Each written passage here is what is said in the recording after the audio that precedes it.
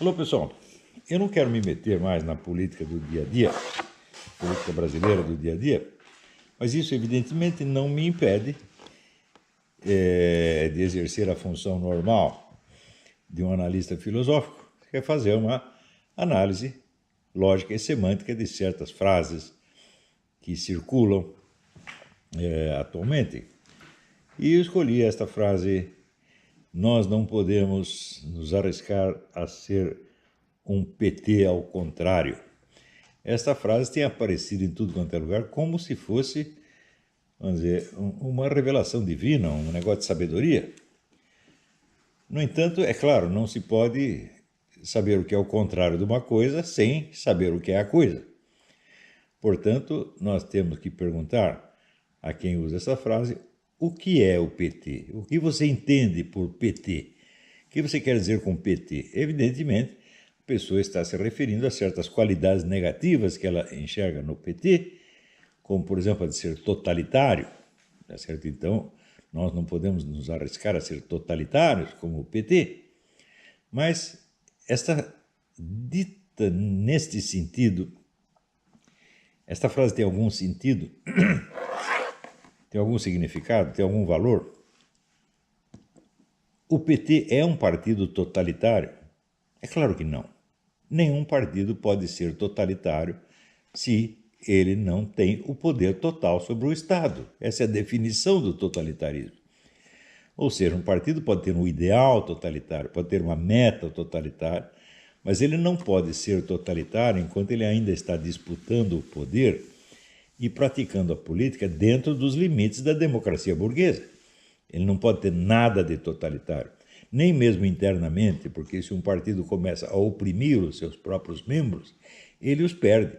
Eles vão para a justiça e processam o partido. Então, xingar o PT de totalitário, bom, nós estamos xingando a sua meta, o seu ideal, e o fato de que ele apoia regimes efetivamente totalitários, como o regime de Cuba, né, de Angola, da Venezuela, da Coreia do Norte, etc. Porém, neste caso, que sentido teria a expressão PT ao contrário?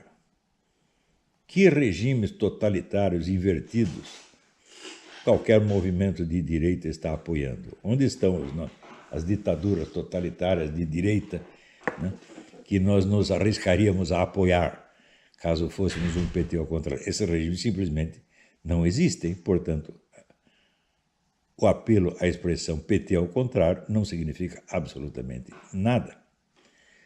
Se nós pensamos assim, não, então nós não podemos nos arriscar a ser o PT ao contrário, porque o PT é um partido corrupto e ladrão, tá certo? Mas alguém, por acaso, nos movimentos de direita, acusados de ser um PT ao contrário, está pregando uma roubalheira? Vamos parar de roubar para a esquerda e vamos roubar para nós? Tem alguém dizendo isso? Não tem ninguém. Então, portanto, também não é neste sentido que haveria o risco de alguém se tornar um PT ao contrário. Vamos examinar, então, o que é realmente o PT. E vamos verificar se as pessoas que usam esta expressão têm alguma ideia do que seja o PT.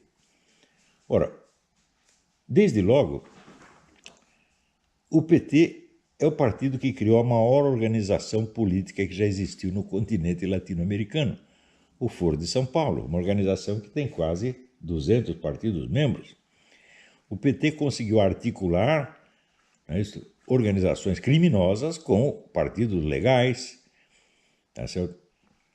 De tal maneira que ninguém pode acusá-lo realmente de ser uma organização ilegal. Ele conseguiu fazer isso. Você acha que este partido é desprezível?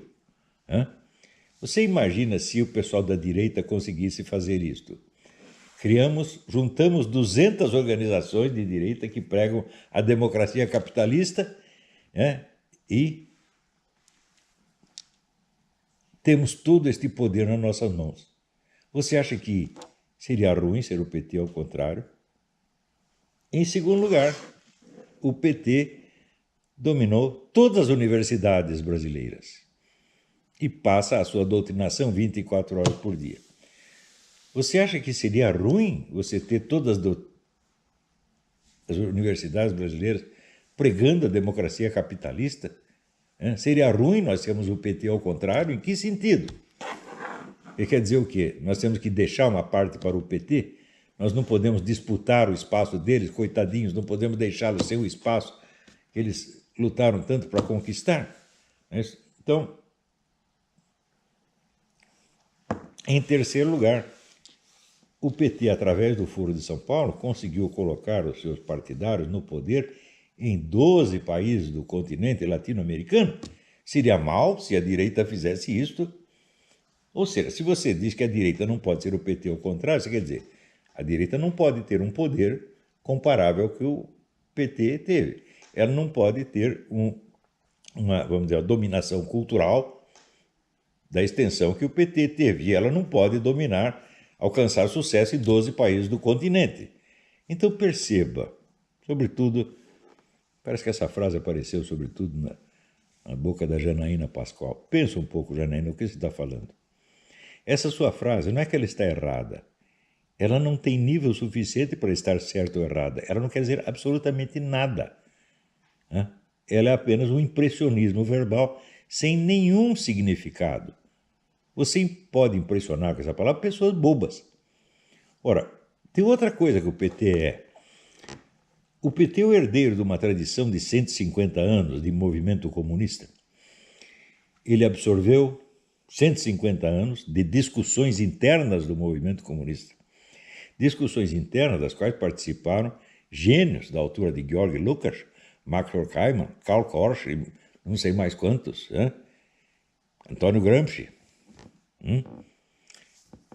E através disso foi que ele conseguiu obter a hegemonia cultural.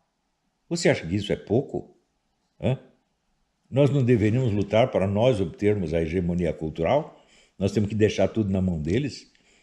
Ou nós devemos obter a hegemonia cultural partindo só de críticas superficiais ao PT, tá certo? Que saem da boca de pessoas que nunca estudaram nem marxismo, nem coisíssima nenhuma, tipo Kim Katakoquinho e outros, que são capazes de discutir com grêmios de colégio, pessoas de grêmios de colégio. Mas se você pegar um intelectual marxista e botar na frente dele, vai sair esmagado, Então, por exemplo, o nosso famoso Rodrigo Cocô Instantâneo foi discutir com o Ciro Gomes, que não é nenhum prêmio Nobel, e se deu muito mal. Eu nunca me dei mal discutindo com comunistas, por quê? Porque eu não os menosprezo. Eu os valorizo, estudo o que eles estudaram, e aí vou discutir. Agora, se você já entra assim, se fazendo de gostosona superior, vai discutir com eles, você vai se dar mal. Não pense que por ter tido muitos votos, você é uma líder. Não é. Você é apenas um símbolo de uma situação momentânea, tá certo? Um líder não se caracteriza pelo número de votos que ele obtém, mas de pessoas que o seguem, pessoas que o obedecem. E até agora você não provou que alguém vai te obedecer. E eu acho que os poucos que te obedecem vão parar de obedecer por causa dessas bobagens que você está falando. Está entendendo? Então, não menospreze o seu inimigo. Tá certo? Não se faça de gostosona em cima dele, porque você se ferra. O PT já provou 1000 vezes a sua capacidade de se refazer, de sobreviver aos fracassos. Inclusive, 1964 foi um fracasso horrível de toda a esquerda. E eles não apenas sobreviveram, como conquistaram o poder, humilhando os seus antigos vencedores, como humilharam as Forças Armadas durante 35 anos. Humilharam ao ponto de chegar na frente do clube militar, cuspir na cara de generais e coronéis, e os generais e coronéis não fazem nada. Cuspiram ao ponto de nomear ministros da defesa comunistas, aos quais os generais devotavam ao respeito e amizade, lealdade, etc, etc. Ou seja, eles não são burros. O que nós temos que fazer é o seguinte, tirando as características obviamente negativas do PT, como de ter um ideal totalitário, de ter roubado, nós devemos ser um PT ao contrário, sim, em tudo o que a atividade do PT teve de eficiente de séria e de lógica, de racional. Então, não se faça de superior ao PT, porque você não é. O PT está cheio de gente mais qualificada do que você, sobretudo o pessoal que estudou marxismo. Você nunca estudou nada disso aí, você não sabe o que é isso, não sabe o que está falando, tá certo? E essa expressão, meus filhos, é só palavras vazias. Então, gente que sobe na vida dizendo palavras vazias é gente vazia. Então, você não tem nada para dizer para ninguém. Você tomar partido do lado certo e defendê-lo desta maneira vazia, você está nos desmoralizando. Tá bom? Então, é isso aí. Muito obrigado pela atenção.